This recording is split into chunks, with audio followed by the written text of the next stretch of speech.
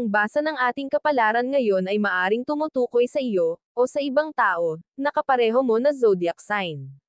Ito ay isang simpleng gabay po lamang. Tanging ang Panginoon lamang ang siyang nakakaalam sa magaganap sa ating buhay. Gawing gabay at libangan lamang. Tagalog Chinese Horoscope February 17, 2024. Year of the Rat. Hindi mapagtatakpan ng isang pagkukunwari ang katotohanan. Kaya wala kang dapat ipag-alala. Kahit pa hindi ka kasihan ng tadhana ngayon, sa huli ay lalabas ang katotohanan kahit na ano pang pagtatakip ang gawin nila. Maswerteng numero, 3, 9, 12, 40. Year of the Ox. Nasa sayo ang mga katangian ng isang tunay na leader kaya hindi ka dapat mag-alinlangan na tanggapin ang alok sayo ng nakararaming miyembro. Makakaya mo silang pamunuan sa kabila ng mga nakaambang pagsubok. Maswerteng numero, 18, 32, 35, 56. Year of the Tiger. Higit kaninuman ay ikaw ang nakakaalam kung ano ang mas makakabuti para sa iyong mga anak kaya huwag kang mabahala sa gagawin mong pagpapasya.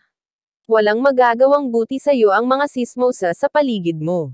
Maswerteng numero, 7, 16, 23, 25. Year of the Rabbit.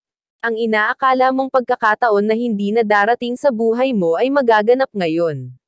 Hindi mo na ito inaasahan kaya naman labis ang pagkabigla at sayang mararamdaman mo. Hindi mo na mapapansin ang problemang iniinda. Maswerteng numero, 10, 21, 27, 38. Year of the Dragon. Magiging mapalad ka sa araw na ito dahil sa isang tao na malapit sa puso mo. Ang swerteng ihahatid niya sa iyo ang magiging dahilan ng ngiti sa iyong mga labi sa loob ng maghapon hanggang sa pagtulog mo sa gabi. Maswerteng numero, 44, 46, 72, 78. Year of the Snake. Ang kamalasan mo ngayong araw ay may kaugnayan sa iyong bagong negosyo. Mali ang diskarteng ginagawa mo kaya naman sensible ang araw na ito para sa iyo. Hindi rin ito ang linyang magpapaangat sa kabuhayan nyo. Maswerteng numero, 11, 21, 30, 50. Year of the Horse. Mag-ingat sa mga pagkaing kinakain. Dapat kang maging mapanuri at maging health conscious dahil malapit ka ngayon sa mga karamdaman na ang pagmumulan ay maruming pagkain at hindi masyadong lutong pagkain. Maswerteng numero, 25, 33, 47, 65. Year of the Sheep. Kung alam mo nang mali ang iyong ginagawa ay dapat mo na itong tigilan. Maniwala ka sa good karma at bad karma. Kung ayaw mo na maranasan ang huli ay gawin mo ang una. Hindi mo na dapat hintayin pa na madama mong mabuti ang pagkakamali. Maswerteng numero, 18, 24, 26, 34. Year of the Monkey. Malapit nang magwakas ang iyong paghihintay sa isang malaking biyaya kaya hindi ka na dapat mainip pa.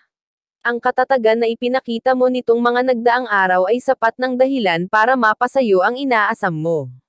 Maswerteng numero, 13, 14, 45, 56.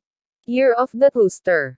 Isang tao mula sa iyong nakaraan ang magbabalik, subalit hindi para maging bahagi ulit ng buhay mo kundi para ipaalala sa iyo ang obligasyon na halos nakalimutan mo na dahil sa mga bagong kaibigan na pumasok sa buhay mo.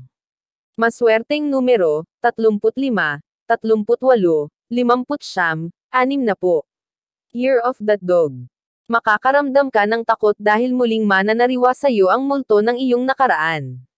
Hindi mo na ito gustong maalala subalit sasagi ito sa isip mo nang hindi sinasadya dahil sa isang bagong kakilala na may kinalaman dito. Maswerteng numero, 20, 31, 54, 66. Year of the Pig. Isang magandang araw ito para sa'yo. Magiging masaya ang pakikipagbonding sa iyong buong pamilya.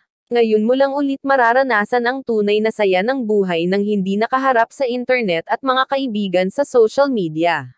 Maswerteng numero, 55, 68, 69, 73. Iyan ang Tagalog Chinese Horoscope. February 17, 2024. Maraming